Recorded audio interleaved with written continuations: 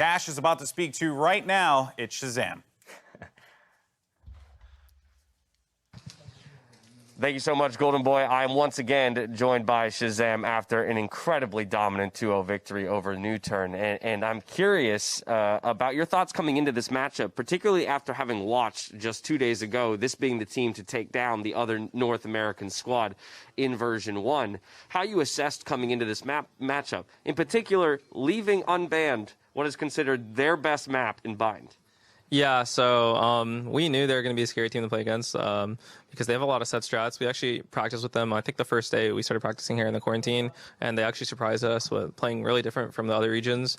Lots of set plays, lots of unique plays with their ultimates. Honestly, I want to take some of their plays. Okay. Really creative, but we actually enjoy playing against these kind of teams more because I feel like with my preparation, it becomes really easy to me when you're aware of them to start reading specific utility and what they're set up for and how to counter it. So really solid game plan. Obviously the guys came up clutch too. And yeah, I think it really came out in the prep for me, at least calling. So we were confident going in.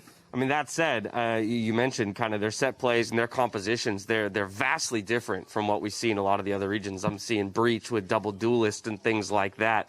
But therefore, it also in some ways feels a little sink or swim when those plays aren't working out. So, pretty early on, both Bind and Haven, you guys kind of wrestled control. Did you feel like it was smooth sailing? You said, at that point, I can start reading the map and I know where to go and send my guys? Yeah, I think early on we lost quite a few ecos on the defense side of Bind. Honestly, I think it was first one was a little over rotation for me. Just a bad rotate, so we just needed to trust that the other guys are gonna hold the site, which is fine.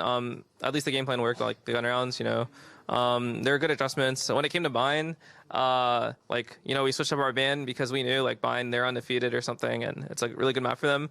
But I also know that means that, they're running a bit of the older meta quote unquote comps. And so they're not going to change anything because it's been working for them for so long. Right. They dominated Sharks on it. So that's why I kind of baited it. I knew they would pick Bind. And then I could just create a game plan for it for sure. And their Ascent looked really good versus V1. So the veto, I was really happy with the way it went. Well, speaking of which, you're referencing the role that you play on the team, which I think for many people in the community is such a big point of interest. Sentinels, the only squad here without a coach. We know that you fill, a lot of that role, as a coach, as a mentor, manager for the team, and then also the IGL, and still at times the top fragger. So I want to get a little bit more perspective of what is the day in the life of Shaz, off of the stage itself in terms of prepping for these events and making sure Sentinels is set up for success. Yeah, so we still don't have a coach. I mean, eventually I'd like to get one just to ease the workload. So the kind of preparations and stuff is on me, I mean, the thing is that as an IGL, when I prep for these teams and I watch and I create game plans and notes and, we have them printed out and stuff, I also learn about the game. I learn about how other teams play, and that helps me take creative things that I see from these other teams and implement them in our own gameplay. Mm-hmm. So it's just fun. Valorant's such a fun game to play and watch and be creative with. So I honestly I enjoy just doing the prep and stuff. Sometimes the guys will sit with me and I'll explain it's easier in person when I'm look at this, they're gonna play here and do this. But we also stick to the stuff that we know and our defaults and our protocols. So it's a healthy mixture of both. I think we found a good balance in preparation and forcing our gameplay onto them. Sweet. Now speaking back onto the series itself, again, New Turn so far in this tournament has had kind of a trend of dropping the first map in a pretty one-sided fashion. There was 13-5 against Sharks, they lost. There was 13-3 against version 1 that they lost, and they were coming back in these situations. So you beat them 13-5 on Bind. I would imagine there's some confidence that's built just off of a dominant scoreline, but at the same time, were you trying to couch expectations? Guys, look, this is a situation they've been in many times before, and they're perfectly capable of coming back from? Yeah, I mean, it shows they have a strong mental as a team. When they played V1 and lost on Haven and managed to get these OT wins, I think they were down on maybe even both the maps or something. Yeah. They definitely have a strong mental as a team. But the confidence going in is Bind, if we could crush them like that on their best map, then we feel really good, especially going into Haven where they had troubles. So that's a good point. That's a good point. You targeted the second map was one they'd already struggled on.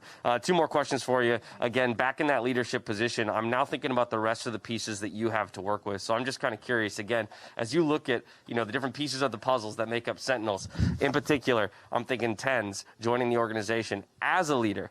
When you get pieces like that to work with, what does it do for you in terms of opening up strategies and the kind of confidence you can have in having certain guys make plays? I mean, Tens is such an amazing player. Like, he really surprised me when he stood in for us and how, like, well-rounded of player is. You know, people, like, compliment his mechanical skill, but, like, as a teammate, he's always open to criticism. He's always open to listening. Like, his communication's good. Honestly, I'm just, like, so impressed to be. Like, we're lucky to have gotten him.